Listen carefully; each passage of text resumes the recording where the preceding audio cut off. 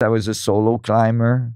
So I loved to solo climb, you know, and I would go up thousands of feet, you know, no ropes, just shoes and chalk, and it was like looking at the crystals in the rock as I was climbing, and the, you know, beautiful level of zoning into the field and having the most amazing time and finding the edge, you know, between fear and complete ecstasy, right? Like it's because in these state where like one error is the end, right? The you have this, you find that edge so clearly between fear and ecstasy, you know, and it's so nice. You get so clear feedback in this case in climbing, because as you're climbing, if you start having thoughts you're gonna fall,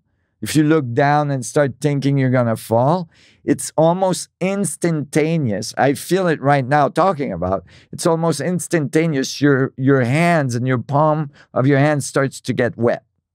You know, you start sweating. It's almost instantaneous, and so more you're afraid, more you're sweating, more you're slipping. Yeah, and it's just a bad feedback, right? Yeah. It's not looking good for you. Yeah. And you have to overcome the fear thoughts and think, oh, you know, I'm having a beautiful day. It's gorgeous. I'm gonna be at the top enjoying this, and you know, and then as soon as you overcome the fear, boom, you're back in and you're fine and you keep going, right?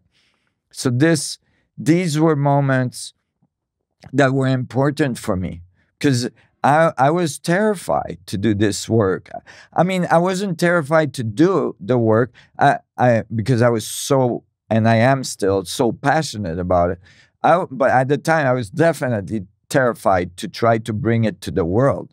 You know, like I knew I was gonna get tomatoes thrown at me one after the other, and you know what was gonna that do to my self-esteem, to my feeling of security of self. You know, like I had many reasons to be afraid, and at the same time I felt it was my duty to bring this knowledge to the world, and I had to be okay with enduring, and that those things would make me grow, you know, and I've grown. I'm so much better now at receiving criticism, and it's still hard. It hurts your heart, especially if it's, you know, unjustified.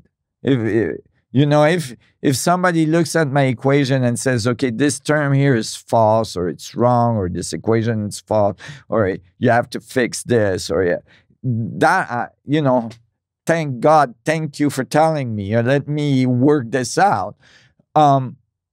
But when it's like you're an idiot, or, you know, like, you know, you're a crackpot, you know, like, then it hurts.